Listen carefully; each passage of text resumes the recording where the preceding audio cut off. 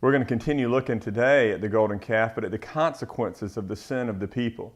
You know, there are always consequences to sin, and Aaron, as the leader of the people while Moses was gone, had led the people into idolatry. He had responded to their sinful request, and he had allowed them to participate in sin, which would have major consequences. Look at this in in Exodus 32:25, it says, when Moses saw that the people had broken loose, for Aaron had let them break loose to the derision of their enemies, then Moses stood in the gate of the camp and said, who is on the Lord's side, come to me. And all the sons of Levi gathered around him. And he said, thus says the Lord God of Israel, put your sword on the side, each of you, and go to and fro from the gate throughout the camp, and each of you kill his brother and his companion and his neighbor.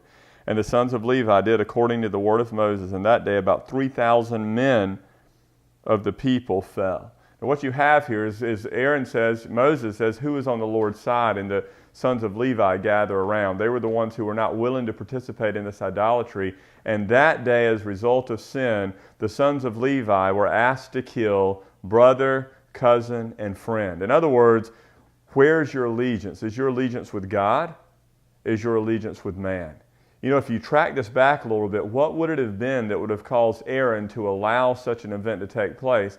And there's no doubt it had to be fear of man. The people wanted what the people wanted, and rather than glorifying God and worshiping God, Aaron gave the people what they wanted. What Aaron should have said was this: you will have to kill me before any type of idolatry will take place. You will have to kill me before any false god will take place. And instead, 3,000 people died that day. The real question would be this: who's on the Lord's side? Are you on the Lord's side, or are you on man's side? Are you going to live your life in true fear of the Lord, or are you going to live your life in true fear of man? If you choose fear of man, I can tell you this: there will be consequences.